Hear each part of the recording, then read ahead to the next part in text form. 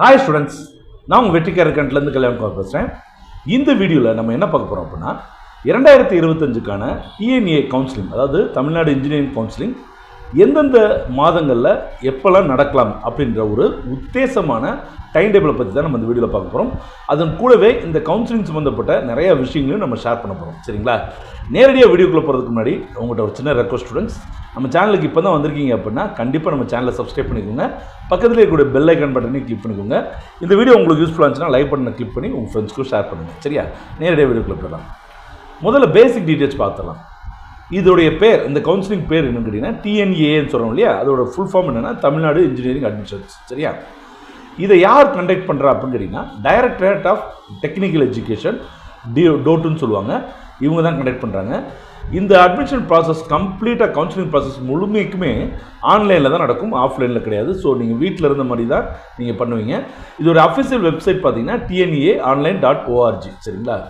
So இதில் வந்து கிட்டத்தட்ட 440க்கும் அதிகமான இன்ஜினியரிங் கல்லூரிகள் பார்ட்டிசிபேட் பண்ண போகிறாங்க. கிட்டத்தட்ட 1.5 லட்சம் சீட்ஸ் வந்து அவைலபிளாக இருக்க போகுது. சரிங்களா? ஸோ எந்தெந்த காலேஜில் சீட்ஸ் வந்து இந்த தமிழ்நாடு இன்ஜினியரிங் கவுன்சிலிங் மூலயமா நம்ம நிரப்ப போகிறோன்றது பார்த்துடலாம்.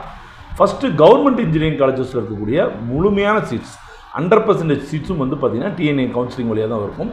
அதுக்கப்புறம் பார்த்திங்கன்னா இதில் வந்து கவர்மெண்ட் எய்டடில் வந்து பார்த்திங்கன்னா aided seats and self support seats. பொதுவாக வந்து கவர்மெண்ட் எய்டட் காலேஜஸ் அப்படின்றது தமிழ்நாட்டில் மொத்தம் 3 இருக்குது. ஒன்று பிஹெச்சி காலேஜ் ஆஃப் டெக்னாலஜி, ரெண்டாவது கோயம்புத்தூர் இன்ஸ்டியூட் ஆஃப் டெக்னாலஜி, அதுக்கப்புறம் இது ரெண்டும் கோயம்புத்தூரில் இருக்குது. மதுரையில் இருக்கக்கூடிய தியாகராஜா இன்ஜினியரிங் காலேஜ். சரிங்களா? ஸோ இந்த 3 கல்லூரியில் இருக்கக்கூடிய சீட்ஸ் வந்து பார்த்திங்கன்னா 3 வகையாக பிரிக்கலாம். ஒன்று கவர்மெண்ட் எய்டட் சீட்ஸ், இதுக்கு ஃபீஸ் வந்து 18,000 தான். 18,000 22,000 இருக்குது. சரிங்களா? அதுக்கப்புறம் செல்ஃப் சப்போர்ட் கோர்சஸ்ன்னுவாங்க. அது வந்து ஒரு 82,000 93,000 வரைக்கும் இருக்கும் ஃபீஸ். சரிங்களா? இந்த 2 வகையான சீட்ஸும் வந்து பார்த்திங்கன்னா தமிழ்நாடு இன்ஜினியரிங் கவுன்சிலிங் மூலமாக சீட்ஸ் ஃபில்லப் ஆகும்.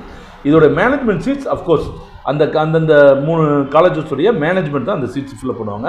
அதோடைய ஃபீஸ் ஸ்ட்ரக்சர் வந்து டிரான்ஸ்பரண்ட்டாக இருக்காது, அதை தனியாக வச்சுக்கலாம். சரிங்களா? அதுக்கப்புறம் வந்து பார்த்திங்கன்னா சென்ட்ரல் கவர்மெண்ட் இன்ஸ்டியூட்ஸான CECRI, central electrochemical research institutes, அதுக்கப்புறம் central institute of plastic engineering technology CIPET, அதுக்கப்புறம் Indian institute of handloom technology IIHT Salem. இந்த 3 சென்ட்ரல் இன்ஸ்டியூட்ஸும் பார்த்திங்க அப்படின்னா ஒரு குறிப்பிட்ட சில சீட்ஸ் வந்து நமக்கு வந்து டிஎன்ஏ கவுன்சிலிங் மூலமாக ஃபில்லப் பண்ணுறாங்க. ஒரு உதாரணத்துக்கு எடுத்துக்கிட்டோம்னா சிக்ரியில் மொத்தம் 28 சீட்ஸ் வந்து தமிழ்நாடு இன்ஜினியரிங் கவுன்சிலிங்கில் ஃபில்லப் பண்ணுவாங்க. சரிங்களா? ஸோ இந்த 3 சென்ட்ரல் கவர்மெண்ட்டுடைய சீட்ஸும் வந்து பார்த்திங்கன்னா டிஎன்ஏ கவுன்சிலிங்கில் ஒரு குறிப்பிட்ட நம்பர்ஸ் வந்து சீட்ஸ் ஃபில்லப் ஆகும். சரிங்களா? அதுக்கப்புறம் வந்து பார்த்திங்கன்னா யூனிவர்சிட்டி டிபார்ட்மெண்ட் என அழைக்கப்படக்கூடிய 4 கல்லூரிகள் இருக்குது. ஒன்று CEG, MIT, ACT and SAP. இந்த 4 கல்லூரிகள். அதுக்கப்புறம் டிபார்ட்மெண்ட் கான்ஸ்டிடியூஷன் காலேஜஸ்ன்னு சொல்லுவாங்க, யூனிவர்சிட்டி காலேஜஸ்ன்னு சொல்லுவாங்க. அது வந்து கிட்டத்தட்ட ஒரு 11-12 இடங்களில் இருக்குது. அந்த கல்லூரியில் இருக்கக்கூடிய சீட்ஸும் வந்து பார்த்திங்கன்னா முழுமையாக வந்து 100% சீட்ஸ் வந்து டிஎன்ஏ கவுன்சிலிங் வழியாக தான் ஃபில்லப் ஆகும். சரிங்களா? அதுக்கப்புறம் வந்து பார்த்திங்க அப்படின்னா mechanical engineering and civil engineering இருக்கக்கூடிய தமிழ் மீடியம் நல்லா ஞாபகம் வச்சுக்கோங்க, Tamil medium university department and constitution காலேஜில் இருக்கக்கூடிய தமிழ் மீடியம் சீட்ஸும் வந்து பார்த்திங்கன்னா முழுக்க டிஎன்ஏ கவுன்சிலிங் மூலமாக தான் ஃபில்லப் ஆகும். அதுக்கப்புறம் அண்ணாமலை யூனிவர்சிட்டியில் இருக்கக்கூடிய BE அண்ட் பிடெக் கோர்சஸோடைய சீட்ஸ் வந்து இங்கே தான் ஃபில்லப் ஆகும். சரிங்களா? அதுக்கப்புறம் செல்ஃப் ஃபைனான்ஸ் கோர்சஸ் வந்து செல்ஃப் ஃபைனான்ஸ் காலேஜஸ், அதாவது ப்ரைவேட் காலேஜஸ் வந்து பார்த்திங்கன்னா ஒரு குறிப்பிட்ட சீட்ஸை மேனேஜ்மெண்ட் கோட்டாவை கிட்டத்தட்ட வந்து 50% சீட்ஸ் வந்து மேனேஜ்மெண்ட் கோட்டாவும், மிச்சம் 50% சீட்ஸ் வந்து பார்த்திங்கன்னா நம்ம டிஎன்ஏ கவுன்சிலிங் மூலமாகவும் ஃபில்லப் பண்ணுவாங்க. சரிங்களா? ஸோ இந்த கல்லூரிகள் இந்த சீட்ஸை வந்து தமிழ்நாடு இன்ஜினியரிங் கவுன்சிலிங் மூலமாக ஃபில்லப் பண்ணப்படும். சரியா? அடுத்து இதில் கலந்து கொள்ளக்கூடிய எலிஜிபிலிட்டி ஸ்ட்ரக்சரை பார்த்தலாம். இதுக்கு ஏஜ் லிமிட் எதுவும் கிடையாது. ஆனால் மெரைன் இன்ஜினியரிங் படிக்கணும்னா மட்டும் உங்களோட ஏஜ் வந்து 25க்கு கீழே இருக்கணும். நீங்கள் 8th to 10th வந்து தமிழ்நாட்டில் படிச்சிருந்தீங்க அப்படின்னா உங்களுக்கு நேட்டிவிட்டி சர்டிஃபிகேட் எதுவும் தேவையில்லை. அதுவே நீங்கள் அவுட் சைட் ஆஃப் தமிழ்நாடு படிச்சுட்டு இருக்கீங்க, ஆனால் நீங்கள் ஒரு தமிழன் தான் அப்படின்னா உங்களுக்கு நேட்டிவிட்டி சர்டிஃபிகேட் வேணும். சப்போஸ் வந்து தமிழ் ஆள் இல்லை, ஆனால் வந்து கிட்டத்தட்ட தமிழ்நாட்டில் அவங்க பேரண்ட்ஸ் வந்து ஒரு 5 வருஷமாக சென்ட்ரல் கவர்மெண்ட் டிபார்ட்மெண்ட்டில் ஒர்க் பண்ணுறாங்கன்னா அவங்களுடைய எம்ப்ளாய்மெண்ட் சர்டிஃபிகேட் வச்சுக்கிட்டு தாராளமாக வந்து அப்ளை பண்ணலாம். சரிங்களா? எஜுகேஷன் குவாலிஃபிகேஷனை பொறுத்த வரைக்கும் 12th இல்லைனா 12th நிகரான படிப்பு NIOSல படிச்சிருப்பாங்க, சில CBSEயில் படிச்சிருப்பாங்க, சில இன்டர்நேஷனல் சிலபஸில் படிச்சிருப்பாங்க. இந்த மாதிரியான ரெகக்னைஸ்டு போர்டில் வந்து 12th முடிச்சிருக்கணும். ஃபிசிக்ஸ், மேத்தமெட்டிக்ஸ், கெமிஸ்ட்ரி வந்து மேண்டேட்ரி. இந்த 3 சப்ஜெக்ட்ஸும் கண்டிப்பாக மேண்டேட்ரியாக இருக்கணும். மினிமம் மார்க் வந்து பார்த்திங்கன்னா ஜென்ரல் கேட்டகரிக்கு இந்த 3 சப்ஜெக்ட்லையும் 45% மார்க்கும், அதர் கேட்டகரிக்கு அதாவது SC ST அந்த கேட்டகரிஸ் வந்து 40% மார்க்கும் எடுத்துக்கணும். இதுவே நீங்கள் மெரைன் இன்ஜினியரிங் படிக்கணும்னு நினச்சிங்க அப்படின்னா 60% ஃபிசிக்ஸ் கெமிஸ்ட்ரி மேக்ஸில் எடுத்துருக்கணும். அதே மாதிரி இங்கிலீஷ்லேயும் அவங்க மார்க் பார்ப்பாங்க 50%. சரிங்களா? மெரைன் இன்ஜினியரிங் மட்டும்தான் இங்கிலீஷில் மார்க் பார்ப்பாங்க, தெரிஞ்சு வச்சுக்கோங்க. சரியா? அடுத்து வந்து என்னென்ன டாக்குமெண்ட்ஸ் வேணுன்றதையும் இதில் பார்த்தலாம். 10th மார்க் ஷீட், உங்களுடைய 10th மார்க் ஷீட் வந்து ஒரிஜினல் இருக்கும் கண்டிப்பாக. அதுக்கப்புறம் 11th 12th உடைய ப்ரொவிஷனல் மார்க் சர்டிஃபிகேட். ஏன்னா நீங்கள் வந்து மார்ச் 9ஆம் தேதி வந்து உங்களுக்கு ரிசல்ட் வருது இல்லையா, உடனடியாக வந்து ரிஜிஸ்ட்ரேஷன் ப்ராசஸ் ஆரம்பிச்சிடும். ஸோ நீங்கள் உங்கள் ஹெச்எம்கிட்ட வந்து ப்ரொவிஷனல் மார்க் ஷீட்னு கேட்டிங்கன்னா கொடுத்துருவாங்க. அதை வச்சு நீங்கள் தாராளமாக அப்ளை பண்ணலாம். அப்புறம் ஒரிஜினல் சர்டிஃபிகேட் வரும்போது கல்லூரியில் அட்மிஷன் அப்போ அந்த இருந்தால் போதும். சரிங்களா? அதுக்கப்புறம் ட்ரான்ஸ்ஃபர் சர்டிஃபிகேட் டிசி. அப்புறம் கவர்மெண்ட் ஸ்கூலில் வந்து நீங்கள் 6th to 12th படிச்சிருந்தீங்கன்னா 7.5 ரிசர்வேஷனுக்கு நீங்கள் ஒரு போனஃபைட் சர்டிஃபிகேட், அதாவது எந்த ஸ்கூலில் படிச்சிங்களோ அந்த ஸ்கூலில் இருந்து நீங்கள் ஒரு போனஃபைட் சர்டிஃபிகேட் வாங்கணும்.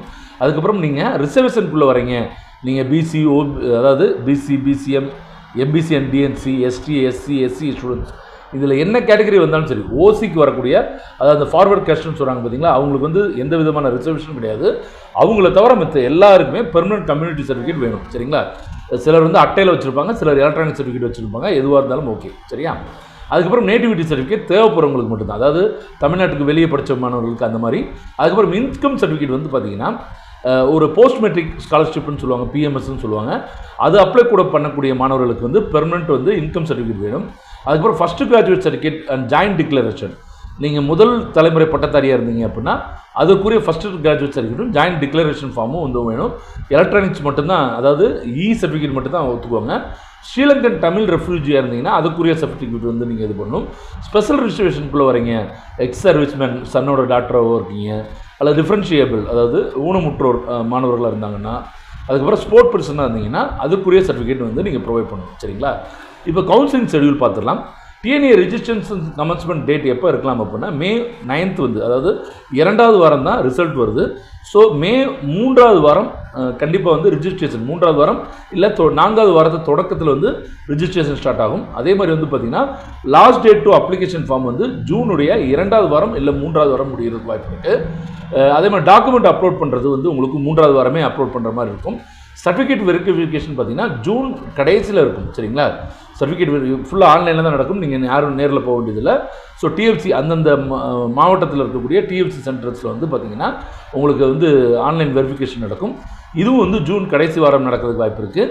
இந்த வெரிஃபிகேஷன் முடிஞ்ச உடனே உடனே என்ன பண்ணிடுவாங்கன்னா ரேங்க் லிஸ்ட் வந்து வெளியிட்டுருவாங்க. சரிங்களா? இப்போ வெரிஃபிகேஷன் இன்றைக்கி முடியுதுன்னா அடுத்த நாள் காலையில் 10 மணிக்கெலாம் ரேங்க் லிஸ்ட் வந்து உங்களுக்கு வந்துடும். அது இந்த ரேங்க் லிஸ்ட்டில் ஏதாவது ப்ராப்ளம்ஸ் இருக்குது, க்ரீவன்ஸ் இருக்குது அப்படின்னா அதுக்குள்ள வந்து ஒரு 2 நாள் டைம் கொடுப்பாங்க. சரியா? ஸோ இந்த ப்ராசஸ் ஃபுல்லாகவே வந்து பார்த்திங்கன்னா ஜூன் 4th வீக்குள்ளே முடிஞ்சிடும். சரிங்களா? அதுக்கப்புறம் கவுன்சிலிங் வந்து பார்த்திங்கன்னா 7.5%, அதாவது கவர்மெண்ட் ஸ்கூல் ஸ்டூடெண்ட்ஸ் இருக்காங்க இல்லையா, அவங்களுடைய 7.5 ரிசர்வேஷனில் இருக்கக்கூடிய ஸ்பெஷல் கேட்டகரி ஸ்டூடெண்ட்ஸ்க்கு வந்து ஜூலை 1 வாரம் வந்து கவுன்சிலிங் வந்து ஸ்டார்ட் ஆகிறதுக்கு வாய்ப்பு இருக்குது. ஸோ அதை தொடர்ந்து அந்த கவுன்சிலிங் வந்து ஒரு 3 நாள் தான் நடக்கும். அதை தொடர்ந்து அடுத்த 3 நாட்களில் வந்து பார்த்திங்கன்னா ஜென்ரலில் வரக்கூடிய ஸ்பெஷல் ரிசர்வேஷன், அதாவது டிஃப்ரென்ஷியபிள், எக்ஸ் சர்வீஸ்மேன், ஸ்போர்ட்ஸ் அவங்களோட நடக்கும். ஸோ அது நடந்து முடிஞ்சோடனே ஜூலை வந்து கிட்டத்தட்ட வந்து உங்களுக்கு எப்படி சொல்லலாம்னா 2nd இல்லை 3rd வீக்கில் இருந்து ஆரம்பித்து செப்டம்பர் மாதம் வரைக்கும் வந்து பார்த்திங்கன்னா ஜென்ரல் கவுன்சிலிங் நடக்கும். அதாவது அகாடமிக், கவர்மெண்ட் ஸ்கூல் 7.5 ரிசர்வேஷன், அதுக்கப்புறம் வெக்கேஷனல். சரிங்களா? இதுக்கப்புறம் தான் மற்ற சப்ளிமெண்ட் ரிசர்வேஷன் இதெல்லாம் நடக்கும். சரிங்களா ஸ்டூடெண்ட்ஸ்? ஓகே ஸ்டூடெண்ட்ஸ், கண்டிப்பாக இந்த வீடியோ உங்களுக்கு யூஸ்ஃபுல்லாக இருக்குன்னு நினைக்கிறேன். அப்படி யூஸ்ஃபுல்லாக இருக்குன்னு நீங்களும் நினச்சிங்கன்னா கண்டிப்பாக உங்கள் ஃப்ரெண்ட்ஸ்க்கு ஷேர் பண்ணுங்கள். அடுத்தடுத்த வீடியோ சந்திப்போம். நன்றி, வணக்கம், பாய்.